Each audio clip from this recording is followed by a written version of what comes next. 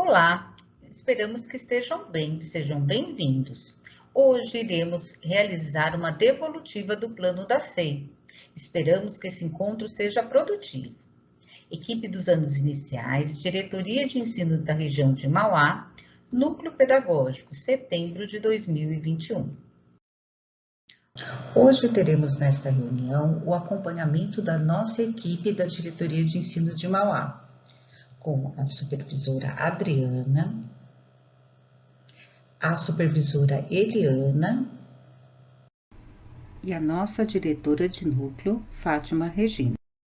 Para realizar a pauta deste encontro, contamos com a equipe de PCNPs dos anos iniciais.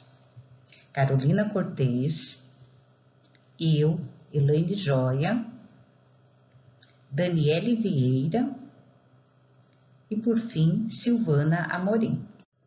Contextualização. De acordo com o MMR da Diretoria de Ensino da região de Mauá, uma das nossas ações era realizar um estudo focado no aprofundamento do currículo paulista e também na progressão das habilidades essenciais. No nosso sexto EMAI, se vocês se lembram, realizamos uma formação com essa temática para apoiar este estudo e atrelamos ao plano de ação da SEI.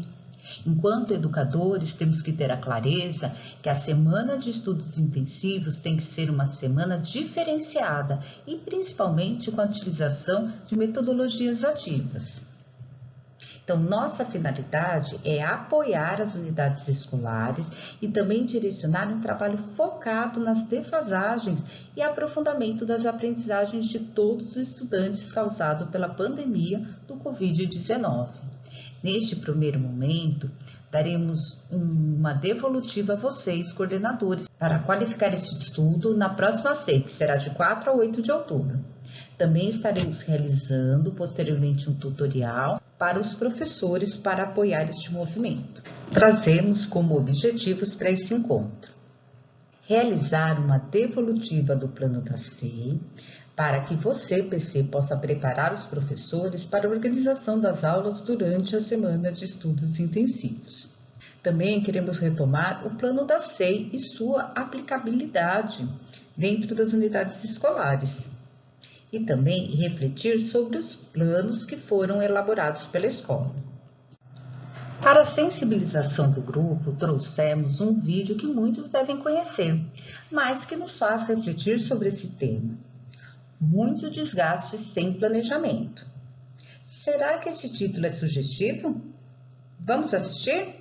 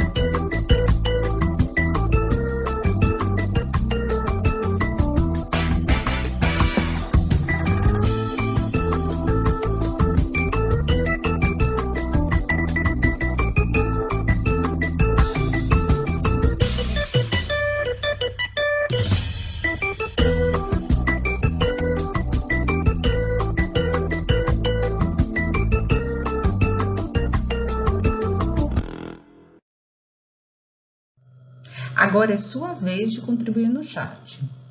Por que o porquinho demorou tanto para conseguir seu objetivo? Qual é a importância do planejamento? Daremos 2 minutinhos e logo retornaremos.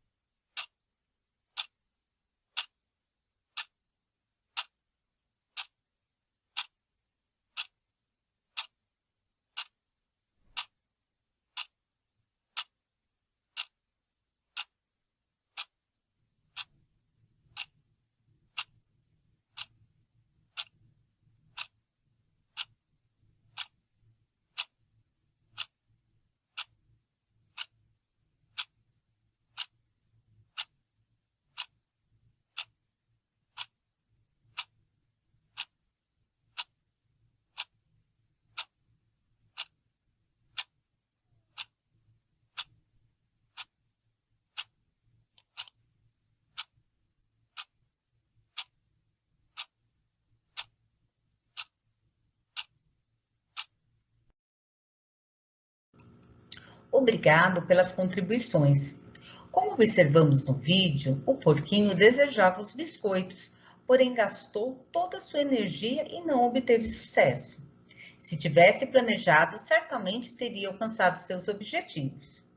Se fizermos uma relação com a sala de aula, muitas vezes os professores também trabalham muito e acabam se desgastando como o porquinho e não conseguem atingir seus objetivos, que é fazer com que os nossos estudantes avancem.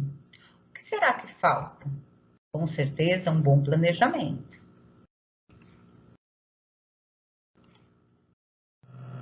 Agora, na reflexão de aprendizagem, vamos assistir mais um vídeo.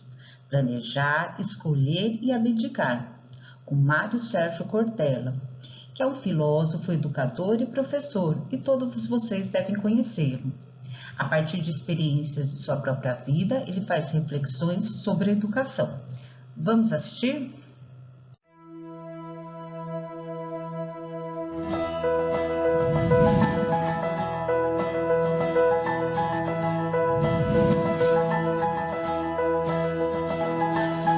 Toda pessoa que quer ir a algum lugar precisa saber onde quer ir.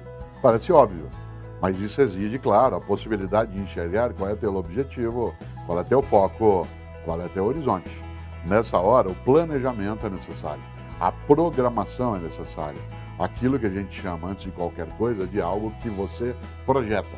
A noção de projetar, no latim, significa lançar adiante, jetar, jogar.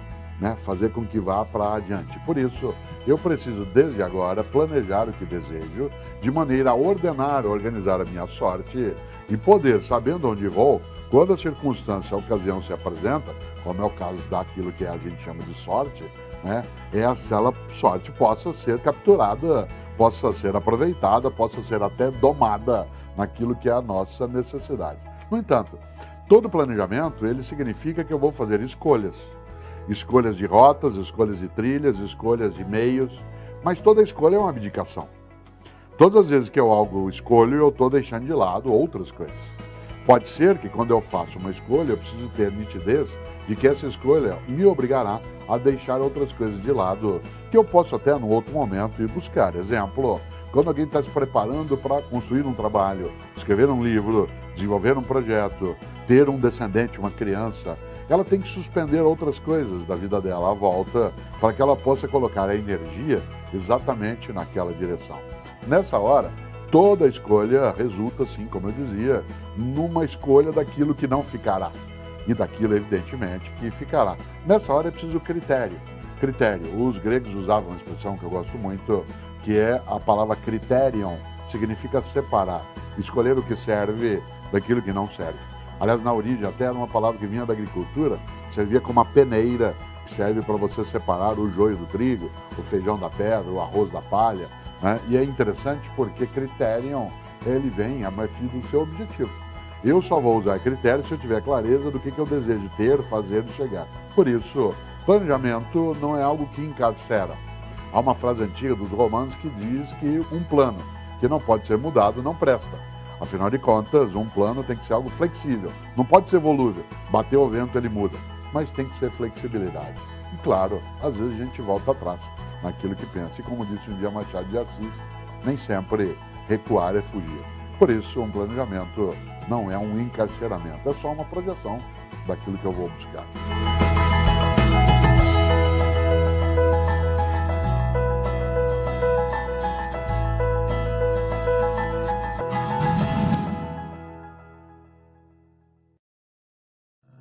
Após assistir este vídeo, podemos concluir que planejar é imprescindível em todos os momentos. Na escola e na sala de aula também não é diferente.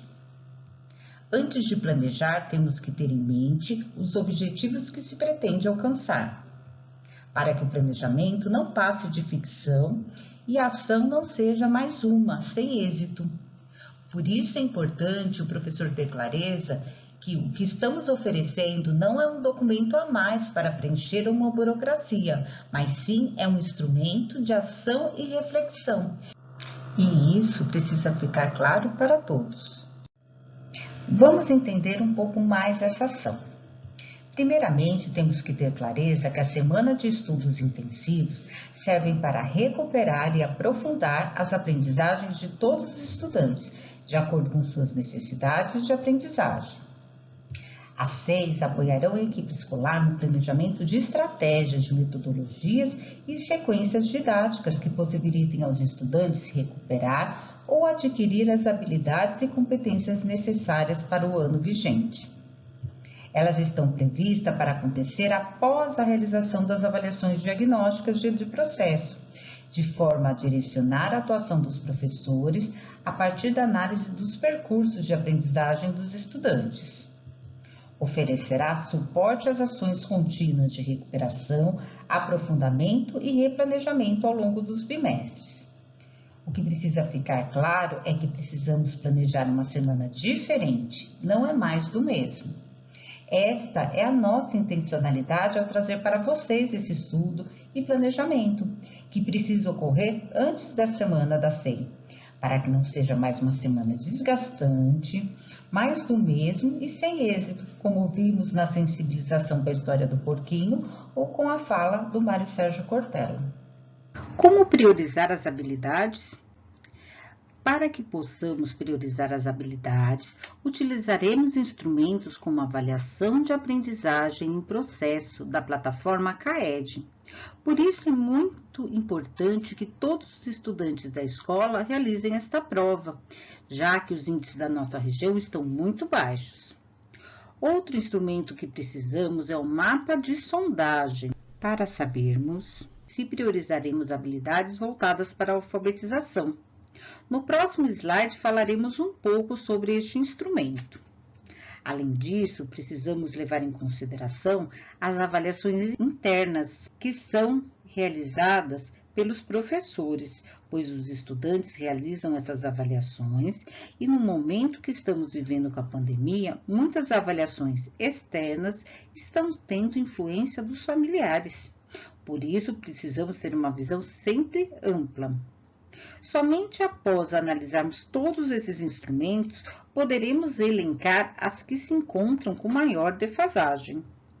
Percebam que não é um processo fácil.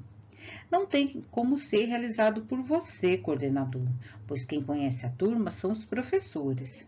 São eles que precisam fazer esta análise com sua orientação. Tanto pode ser realizado individualmente, por sala, como por grupo ano, já que há escolas que têm um trabalho bem consolidado com os pares. Isso depende da realidade de cada unidade escolar. Aproveitar este momento para falarmos da diferença entre o mapa classe da FDE e o mapa classe da diretoria. Como falamos, o mapa de sondagem é um dos instrumentos que a escola possui para avaliar os estudantes sobre o processo de aquisição do sistema de escrita e é importante termos clareza sobre ele. Pois às vezes os professores acham que estão realizando dois trabalhos iguais. Eles são parecidos, porém são instrumentos que possuem especificidades um pouco diferentes e precisamos compreender para justificarmos para os nossos professores. Vamos falar um pouquinho então dessas diferenças. Primeiro, o mapa classe da FDE é da SEDUC, sendo assim, não temos como realizar ajustes e precisamos seguir as orientações, pois vem de um órgão central. Já o mapa classe da diretoria, podemos estar realizando ajustes sempre que acharmos necessário, sendo um instrumento muito potente neste momento que estamos vivendo, já que ainda temos estudantes em ensino remoto.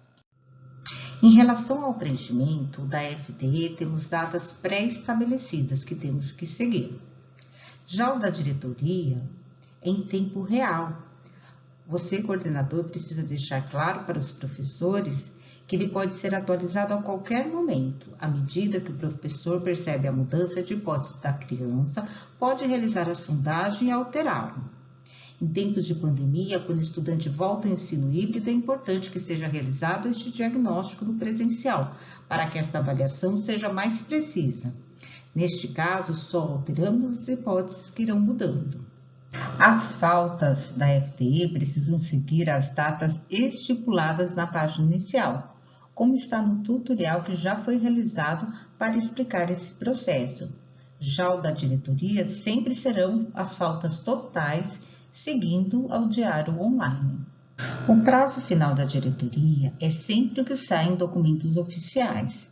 Depois marcamos um prazo para que a escola finalize com antecedência para termos tempo hábil para fechar o da diretoria.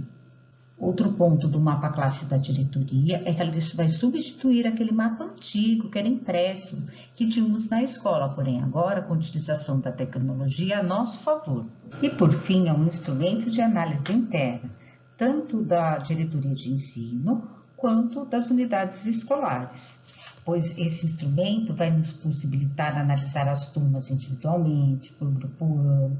Vocês terão uma visão ampla da escola, de tudo o que está acontecendo. E nós, enquanto diretoria, vamos ter uma visão ampla de todas as escolas dos nossos municípios, de Mauá, de Ribeirão Pires e de Rio Grande da Serra. E com este resultado, vamos poder apoiar o trabalho de vocês com informações e ações voltadas para a alfabetização. Agora passo a palavra para a PCNP Daniele dar continuidade. Obrigada, Elaine. Olá a todos. Agora eu vou falar um pouco sobre o que é metodologia e alguns exemplos de metodologias ativas. O que são, então, as metodologias? Elas são formas de organizar o ensino para obter o melhor desempenho. Trata-se do caminho a seguir para que os estudantes entendam e internalizem o conhecimento. Ao indicar este caminho, incluímos o passo a passo para a sua realização. Portanto, ao elencar a metodologia que será utilizada, não podemos nos esquecer de especificar de que modo ela ocorrerá.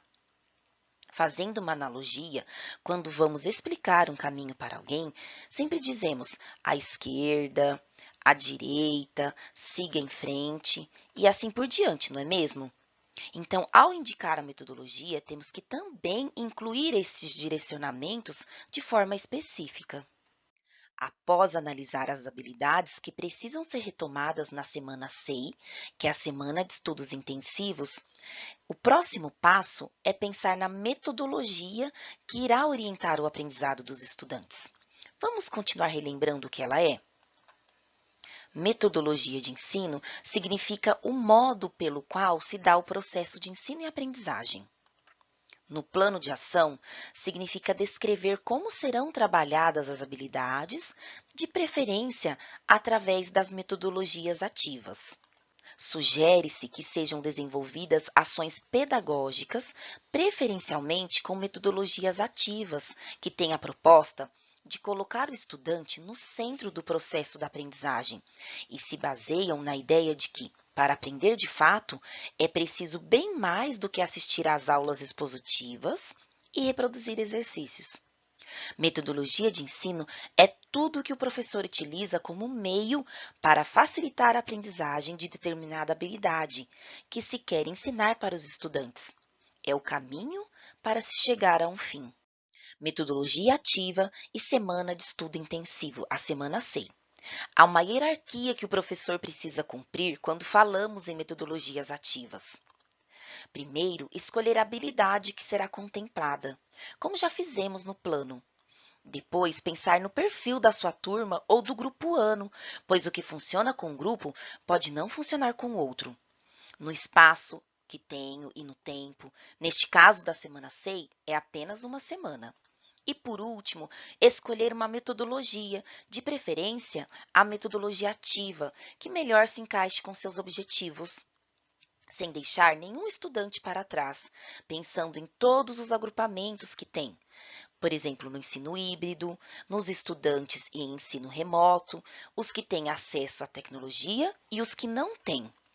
As metodologias ativas são um importante aliado para os professores, uma vez que estimulam a participação ativa dos estudantes na construção do conhecimento e vêm de encontro à BNCC e ao Currículo Paulista. Para isso, precisamos sempre relembrar e nos apropriar de quais são as metodologias ativas que podem ser contempladas neste momento. Agora vamos falar de algumas. Oficinas, que é uma estratégia muito utilizada nas ações de reforço e de recuperação. Consiste no trabalho de reagrupar os estudantes de acordo com seus níveis de proficiência e, na maioria das escolas, é uma das metodologias ativas mais utilizadas. Pode ser utilizada no ensino híbrido, remoto ou presencial. Algumas escolas têm relatado que utilizam estes agrupamentos no ensino remoto para que possam trabalhar de forma mais pontual com as defasagens de aprendizagem dos seus estudantes. Outra metodologia ativa que traremos é a sala de aula invertida. Neste modelo, há dois momentos distintos e complementares. Antes da aula, onde o professor indica materiais para leitura, análise de um determinado tema, para que os estudantes desenvolvam seus conhecimentos prévios e para que também o tempo em sala de aula seja otimizado. E durante a aula, de forma presencial ou virtual, o professor esclarece dúvidas, estimula a interação e aprofunda esses conhecimentos dos alunos por meio de atividades, estudo de caso, projetos, resolver problemas, entre outros. Percebam que agora com a pandemia, esta metodologia ativa está sendo muito utilizada, apesar de muitas vezes os educadores nem perceberem que as utilizam. O ensino com pesquisa. Ele é um dos princípios utilizados nas aulas invertidas que acabamos de falar. Por exemplo, quando o professor solicita uma pesquisa sobre algum assunto ao estudante. Neste tipo de metodologia, que pode ser utilizada tanto no ensino remoto, no híbrido ou presencial, que visa desenvolver no estudante a capacidade de autonomia, relacionados aos caminhos da aprendizagem, a busca por soluções, da investigação da realidade, e ela só ocorre com orientação, pois o estudante não aprende num passe de mágica. Até nas faculdades há orientação para os trabalhos com pesquisa. Então, antes é preciso determinar os objetivos de aprendizagem com relação aos procedimentos de pesquisa e aos conteúdos abordados. E na hora de se iniciar o trabalho, Todos têm de estar cientes dos seus objetivos e instigados a querer conhecer mais sobre o assunto. Então, cabe a você, professor, apresentar fontes confiáveis e ensiná-los a tomar notas, fazer resumos, entrevistar pessoas, construir sentidos aos textos. A aprendizagem baseada em desafios ou problemas. Ela tem como propósito fazer com que os estudantes aprendam, construam seus conhecimentos através da resolução colaborativa de desafios. Pode utilizar a tecnologia e outros recursos. Ela utiliza suas vivências pessoais para criar, explorar e testar hipóteses. Por exemplo, quando propomos situações-problema e realizamos a socialização de estratégias para que uns aprendam com os outros. A aprendizagem baseada em projetos, que também é fundamentada na aprendizagem baseada em problemas. Ela exige que os estudantes coloquem a mão na massa ao propor que eles investiguem como chegar à resolução de algo. Os estudantes trabalham de forma colaborativa as etapas de um projeto. O professor e estudante realizam uma avaliação conjunta, considerando-se o processo e o produto final. Por exemplo, pode ser um projeto que é contemplado nos materiais da SEDUC, ou o projeto pode nascer tanto de uma curiosidade do estudante, quanto de uma questão desafiadora proposta pelo professor. Aqui também, a tecnologia pode contribuir em todos os momentos, desde a coleta de informações para a criação e o desenvolvimento do projeto, até a sua realização e posterior avaliação. O mapa conceitual. Ele é um mapa mental que tem como função organizar o estudo. É uma estratégia de sintetizar e organizar um estudo a partir de um esquema mental. Por exemplo, quando estudamos um gênero textual, podemos utilizar as ideias principais sobre ele e formar um mapa conceitual. Temos no Aprender Sempre o mapa circular, que é parecido. A gamificação. Recursos de games ou jogos. Ela nada mais é do que a utilização de elementos de jogos em situações relacionadas à educação. Nesta metodologia, o professor, por meio de regras claras, desafia e estimula os estudantes a realizarem suas tarefas usando elementos de jogos, competição, cooperação, resolução de problemas, etc. Tudo que é lúdico é prazeroso para o estudante, porém o professor não pode perder o foco da intencionalidade da habilidade. Não pode ser o jogo pelo jogo. Quais habilidades e conteúdos estão por trás de cada jogo? Ter clareza, objetivo. Já mostramos no ATPC do EMAI esta metodologia sendo usada por alguns professores, usando o Google Forms, o WordWall, entre outros recursos. Rotação por estações, circuito. O modelo consiste em organizar a sala por grupos, estações de aprendizagem, para desenvolver atividades com objetivos de aprendizagens diferentes, mas complementares, e todas as estações trabalham um tema central da aula. Os estudantes são divididos em grupos entre as estações e devem percorrer por todas até o final da aula, algumas online e outras não. Enquanto o professor atua como um mediador e intervém nos grupos que mais precisam de auxílio, o que personaliza o ensino e dá autonomia e protagonismo para os estudantes construírem suas aprendizagens. Por exemplo, uma estação pode ter um computador com acesso à internet com vários vídeos sobre o tema.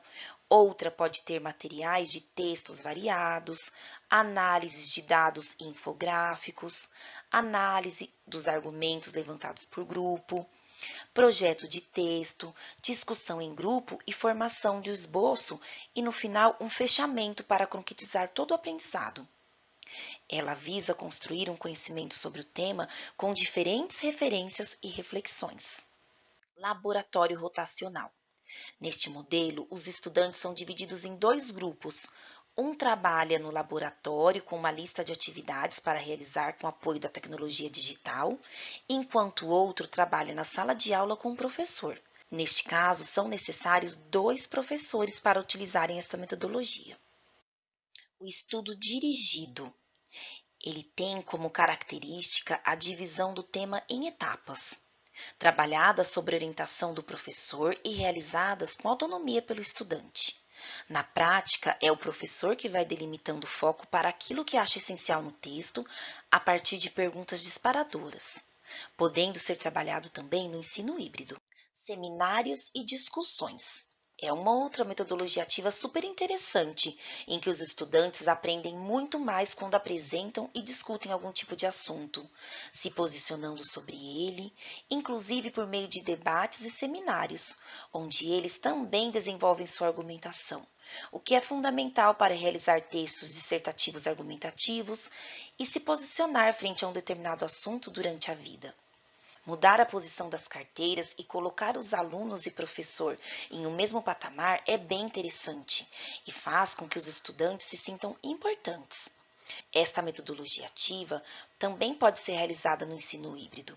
Antes da pandemia, a utilizávamos muito, principalmente nas salas de quartos e quintos anos. A aprendizagem baseada entre pares ou times, agrupamentos. Ela tem por finalidade a formação de equipes dentro da turma, através do aprendizado que privilegia o fazer em conjunto para compartilhar ideias. Quando montamos agrupamentos nas salas, estamos utilizando esse tipo de metodologia. Mas neste momento, temos de nos lembrar de respeitar o distanciamento social, que é necessário devido à Covid-19. E mesmo assim, esta metodologia pode ser desenvolvida na sala, pois o que precisa ser garantido é a troca de ideias, que é o que incentiva o desenvolvimento do senso crítico e da capacidade de argumentação entre os estudantes. A participação ativa deles é fundamental para que o aprendizado se consolide. Estudo de caso, discussão e solução de caso. A ideia é estudar um fenômeno, um acontecimento ou uma sucessão de eventos que aconteceram de fato. O estudante aprende com experiências reais. Um bom estudo de caso é o veículo por meio do qual uma parte da realidade é trazida para a sala de aula. Desta forma, o estudante é desafiado a explorar sua capacidade de solucionar problemas extraídos de situações do mundo real. Isso permite ao estudante aumentar seu repertório, investigar e se envolver no processo de dar vida à teoria e teoria à vida. Neste cenário, o estudante averigua, lidera, apresenta e decide, enquanto o professor facilita, envolve e avalia, deixando de ser o centro do processo e o detentor de todo conhecimento. Estas foram algumas metodologias ativas que pensamos em trazer para vocês, para juntos relembrarmos. É importante conhecermos todas, para pensarmos quais se encaixam mais com o trabalho diferenciado que pretendemos desenvolver nas escolas. Percebemos que muitas escolas pensaram em várias estratégias diferenciadas para realizar na Semana da SEI, porém não conseguiram colocar no plano a metodologia que desenvolveu, ou somente citaram sem explicar como iriam desenvolvê-la. Passo agora a palavra a Silvana, que dará continuidade a esta formação. Obrigada, Dani. Veremos agora as metodologias no ensino híbrido e remoto. Onde encontrar a metodologia no material SEDUC? As metodologias, elas já estão estabelecidas no material do Aprender Sempre e o Currículo em Ação EMAI, na parte de desenvolvimento e intervenções. E no Currículo em Ação Ler e Escrever, na parte de encaminhamentos. Então, quando chega na Semana da SEI, geralmente o Aprender Sempre já foi finalizado, mas ainda assim é possível tirar ideias na parte de desenvolvimento e intervenções, que explicam como que deve ser utilizada a metodologia.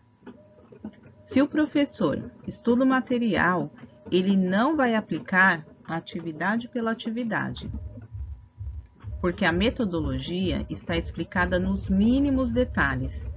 Tem até sugestões de boas perguntas que precisam ser realizadas.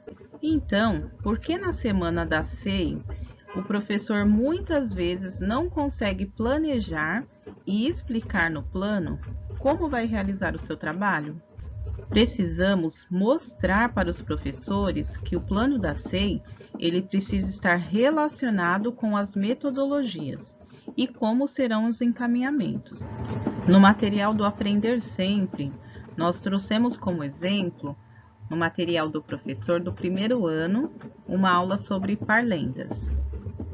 A metodologia proposta é por agrupamentos e de modo coletivo. Os caminhos para o desenvolvimento da metodologia, eles podem ser notados em alguns verbos que constam na parte de desenvolvimento e intervenções. Por exemplo, ampliar repertório, recitar com ajustes do oral ao escrito, localizar ou circular palavras e compartilhar estratégias de leitura. Nos encaminhamentos do material Ler e Escrever do terceiro ano, percebam que a metodologia ela é por agrupamentos em duplas, onde os estudantes eles terão que ler, identificar, discutir e classificar. Na SEI, o professor ele pode ajustar a metodologia de acordo com a sua turma. Como a Dani bem explicou, metodologia é a escolha ou estudo do melhor caminho. E as boas perguntas têm um papel fundamental nesse percurso. No material do EMAI, elas estão presentes na conversa inicial e no desenvolvimento e intervenções. Notamos que no EMAI do segundo ano, a habilidade da atividade é indicar a duração de intervalos de tempo entre duas datas. O professor nessa atividade, ele vai explorar oralmente os dias da semana e meses do ano, perguntando qual foi o mês anterior, qual será o próximo. Podemos notar na exploração oral do calendário, na observação e na socialização de estratégias, o quanto as boas perguntas são importantes. E ao pensar e planejar a metodologia, o professor ele deve se questionar e registrar não apenas o que fazer, indicando a habilidade e a metodologia, mas também especificando em como fazer. A metodologia ela é composta por um conjunto de práticas, estratégias didáticas e o uso de uma diversidade de recursos didáticos. Metodologia não quer dizer falar dos recursos e de lista de atividades. Nós percebemos que muitos planos estavam dessa forma. Até podem estar descritos dentro do contexto, porém, o fundamental é pensar na metodologia ativa e nos encaminhamentos e intervenções, ou seja, como estarei organizando e realizando estes encaminhamentos e intervenções. Somente com este planejamento, o professor consegue realizar uma semana diferenciada e com intencionalidade. Senão, o que teremos será uma semana iguais às outras. Percebemos que algumas escolas já estão tendo um trabalho diferenciado na SEI. Outras fazem, mas têm dificuldade em descrever suas ações. Muitas vezes cobramos dos nossos estudantes que precisam ser escritores proficientes, mas o professor também precisa ser. O coordenador, neste momento, ele tem que orientar, pois o plano ele precisa ser realizado pelos educadores, porque são eles que conhecem as suas turmas. E escrever sobre a prática faz o professor pensar e refletir sobre cada decisão que será tomada, permitindo assim aprimorar o trabalho na sala de aula e adequá-lo com as necessidades dos estudantes. Quando pensamos em habilidades, precisamos elencar as habilidades essenciais do ano, a de suporte, que são de anos anteriores e que são necessárias para que o estudante esteja apto a desenvolver as habilidades essenciais, e as estruturantes. Aqui, separamos no terceiro ano de língua portuguesa uma habilidade com foco na produção escrita, pensando nos estudantes não alfabéticos. uma do segundo ano, pensando no estudante que ainda se encontra em defasagem devido à pandemia e não acompanha o terceiro ano. E por último, uma de leitura do terceiro ano, que pode ser trabalhado com os estudantes alfabéticos. Percebam que o que vai fazer a diferença são as escolhas certas das habilidades com intencionalidade. Metodologia no ensino híbrido. Tem um acompanhamento das aulas pelo centro de mídias, com a realização das tarefas, os agrupamentos produtivos, seguindo os protocolos de saúde, o mapa conceitual e a sala de aula invertida. Na metodologia do ensino híbrido, classificamos estudantes não alfabéticos e estudantes alfabéticos. Muitas vezes o professor vai se perguntar: como que eu vou trabalhar com a produção de texto e ao mesmo tempo com atividades de alfabetização? Tem momentos em que todos os estudantes podem participar, como acompanhar a leitura, no reconto oral e nas atividades que forem coletivas. Quando o professor solicita aos estudantes alfabéticos a produção de texto, seja em duplas ou individual, nesse momento o professor pode propor para outra turma de não alfabéticos uma atividade de lista de nome dos personagens do conto que está sendo trabalhado. Assim, o professor vai fazendo ajustes conforme a necessidade. Um outro exemplo é se o professor está trabalhando com o conto da Chapeuzinho Vermelho com os estudantes alfabéticos, ele pode utilizar a música Pela Estrada Fora para a leitura de ajustes com os estudantes não alfabéticos.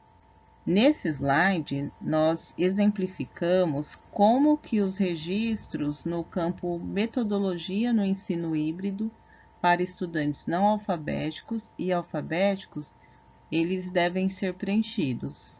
Metodologia no ensino remoto para os estudantes com acesso à tecnologia tem o acompanhamento das aulas pelo centro de mídias e a realização das tarefas, as oficinas, a sala de aula invertida e outras ferramentas tecnológicas como o Jamboard, WordWall, sala no WhatsApp e videochamada pelo Google Meet.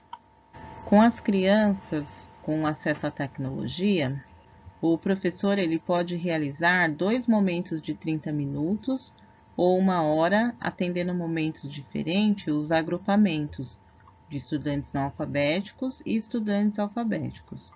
Ou então, ele pode utilizar a oficina em que um professor atende os estudantes que estão em processo de alfabetização e o outro, o professor atende os estudantes já alfabéticos. Algumas escolas já estão trabalhando desta forma e têm tido ótimos resultados. Então, nas oficinas, para os estudantes não alfabéticos, o professor pode fazer o envio de uma leitura gravada por ele, pode também enviar links de livros para que sejam lidos com os familiares. Ele também deve realizar atividades voltadas para a reflexão do sistema de escrita, como, por exemplo, a leitura do alfabeto, a leitura de nomes próprios. Essa leitura de nomes próprios pode ser feito com compartilhamento de tela, sempre questionando que letra começa, que letra termina. Pode também ser trabalhado listas. Através da gamificação também, tem muitas atividades que o professor pode criar ou pode já pegar pronta no WordWall, que auxiliam nessa reflexão do sistema de escrita. Pode trabalhar com a lista estável, que pode ser o nome dos colegas da classe ou o nome dos familiares.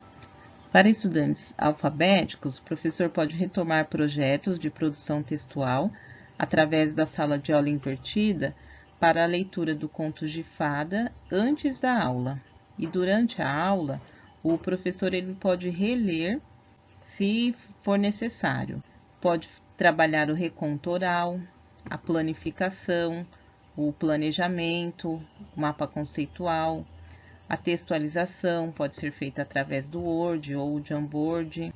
O professor ele pode ser escriba, modelizando assim estratégias e procedimentos através do compartilhamento de tela. Para estudantes no ensino remoto sem acesso à tecnologia, pode ser feita a busca ativa. O estudante ele pode acompanhar as aulas do centro de mídias pela televisão. O professor pode imprimir materiais com roteiros de atividade e as comandas aos responsáveis. E após a entrega das atividades, é importante que sejam feitas devolutivas para os familiares. É necessário especificar como está ocorrendo as atividades para os estudantes que não têm acesso à tecnologia e como está sendo desenvolvido esse trabalho.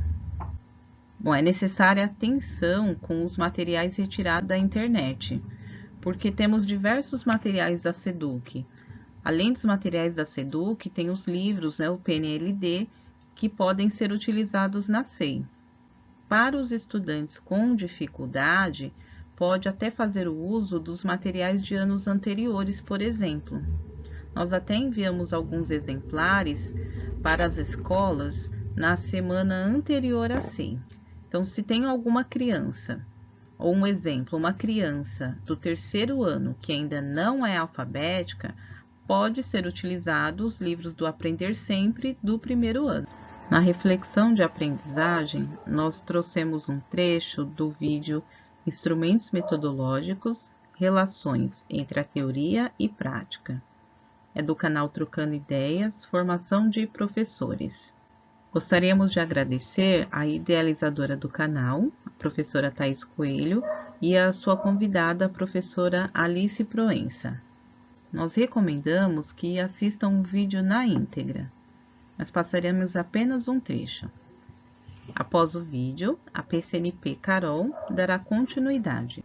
Vamos lá. A documentação ela é feita a partir de registros, mas não, o registro por si só não é uma documentação pedagógica. São instrumentos diferentes, estratégias diferentes, ferramentas diferentes. Por isso, é fundamental que eu responda a uma questão. O que é que eu quero com isso?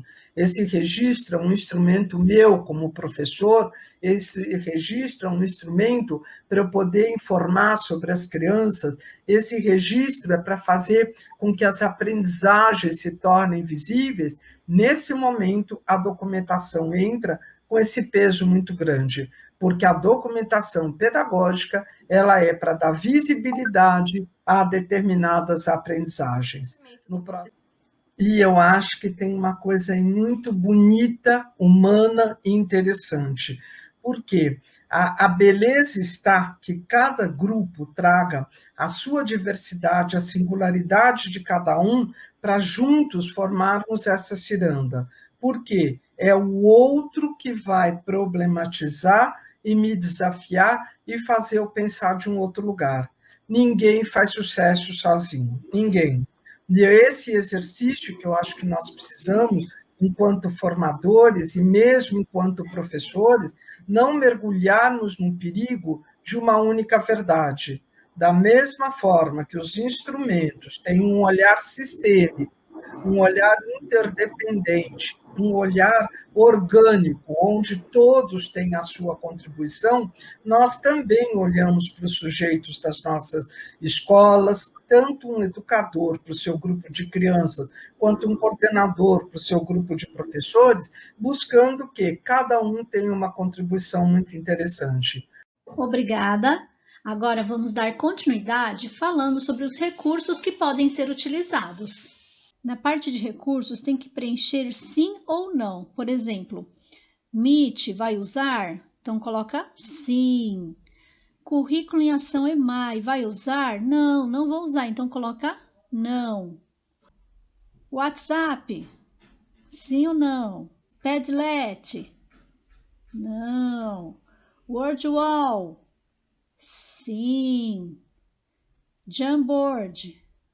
Sim, então não deixe em branco, preencham sim ou não. E se tiver alguma coisa a mais de recursos que não está descrito aqui, pode colocar outros e preencher aqui neste campo o que será utilizado como recurso. No item final, temos a avaliação. Quando pensamos em avaliação, precisamos pensar em uma avaliação mediadora, que a autora Jussara Hoffmann traz para nós. Ela tem as seguintes características: respeito às diferenças e mediar estas situações. Acompanhamento individual, pois dentro da mesma sala temos saberes diferentes. Para isso, temos que trabalhar, seja no ensino híbrido ou remoto, com a observação diária, que nos auxiliará a compreender o que os estudantes sabem e o que ainda precisam saber. Temos que ter também uma escuta sensível, pois podemos ter crianças que perderam algum familiar, pais que perderam seus empregos, e precisamos entender o contexto que esta criança se encontra. Somente assim teremos a interpretação da aprendizagem no momento em que o estudante se encontra, e assim conseguiremos retomar e avançar, conseguindo inclusive realizar adaptações no momento que a aprendizagem ocorre. Faz parte da educação retomar para avançar, ação e reflexão. A avaliação desta semana, como é um curto período, dependendo da metodologia utilizada, poderá ser através da avaliação do processo ou de um produto final, como, por exemplo, uma sondagem, uma produção textual, um vídeo, a apresentação oral da solução de um problema, podcast, mural virtual, como Padlet, entre outros. Combinados e sugestões. O link que foi enviado para o coordenador é apenas para preencher, pois a planilha C é online. Portanto, ressaltamos que não precisa salvar ou encaminhar, basta preencher. Também não é para subir nenhum documento na pasta, pois somente acompanharemos a planilha online. O link é para o coordenador. Cada escola recebeu um link da planilha por meio do e-mail administrativo da unidade escolar. Não repassem esse link aos professores. Esse é para uso do coordenador. Sabemos da importância do planejamento. A planilha tem como objetivo servir de apoio para o trabalho do professor e do acompanhamento para o professor coordenador. Então, é necessário preencher antes que ocorra a semana C. Ou então não servirá como um planejamento, mas um mero documento burocrático, e isso nós não queremos, né? Por isso da importância de cumprir os prazos. E nos casos das escolas que não têm o primeiro ano, pode escrever prejudicado. Tenham por hábito ler as redes no site da diretoria de ensino e acompanhar as informações no grupo do WhatsApp. Quando surgir alguma dúvida, podem entrar em contato com a equipe dos anos iniciais. Utilizar a netiqueta. Por que nós colocamos este item aqui nos combinados e sugestões? Porque em algumas planilhas da semana de estudos intensivos, apareceu tudo em caixa alta. Então, nós vamos ver um vídeo que fala sobre a utilização da netiqueta. Você já ouviu falar em netiqueta? Assim mesmo, netiqueta. Em outras palavras, a etiqueta da internet. Achando isso bobagem? Pois cada vez mais os recrutadores estão utilizando as redes sociais para saber mais sobre um possível candidato. Então, preste bem atenção nessas dicas. Elas podem evitar mal-entendidos e comprometimentos maiores por descuidos no ambiente virtual. Internet não é terra sem lei. Há relatos de pessoas que foram dispensadas do trabalho e perderam amizades devido à divulgação de imagens e comentários comprometedores divulgados indevidamente na internet. Confira essas regras básicas de sobrevivência na internet e evite cair em ciladas. Não precisa gritar. Mensagens em letras maiúsculas funcionam como se você estivesse gritando. Não mande e-mails para superiores, colegas ou clientes assim. Pode parecer agressivo. Não escreva em outro idioma, a não ser que isso seja requisitado. Kick-off, branding, budget, deadline, startar. Só use palavras assim se você tiver certeza que o interlocutor está familiarizado com o vocabulário. Evite constrangimentos. E-mails e mensagens profissionais são, bem, profissionais. Não é o grupo do WhatsApp da rapaziada. Portanto, evite as abreviações. E tenha educação nos e-mails em cópia. Ao envolver alguém no assunto ou copiar a mensagem para terceiros, cite o nome da pessoa, apresente as partes. Não a deixe ali copiada, mas ao mesmo tempo excluída do assunto. Não envie correntes. Mandar qualquer tipo de corrente em qualquer grupo já é ultrapassado. Mas se você é fã dessa brincadeira, deixe os clientes e chefes de fora disso, ok? Retorne as confirmações de leitura. Não tem coisa pior do que pedir um retorno e ficar no vácuo. Portanto, confirme e, quando for o caso, responda o que for solicitado no e-mail. Lembre que o profissional representa uma organização. Quando você não responde, é a empresa que não responde. Tem dúvida sobre qual saudação utilizar? Leve em consideração a intimidade que você tem com a pessoa que irá receber e o conteúdo da mensagem. Na dúvida, prefira a saudação mais formal. Por último, mas não menos importante, cuide o português. Não use seja nem menos. Não menospreze o poder de uma frase bem escrita. E boa sorte! E já vamos adiantando que logo teremos as inscrições para o compartilhamento de boas práticas através de webinário. O webinário será no mesmo formato do ano passado. Enviaremos rede avisando sobre a inscrição que deve ser realizada por formulário e, como no ano passado, precisam preencher um PPT sobre esta boa prática. Faremos um de língua portuguesa, envolvendo as práticas de oralidade, leitura, alfabetização e produção de texto. E outra de matemática, envolvendo as unidades temáticas números, grandezas e medidas, álgebra, geometria, probabilidade e estatística. Então, a data prevista é outubro.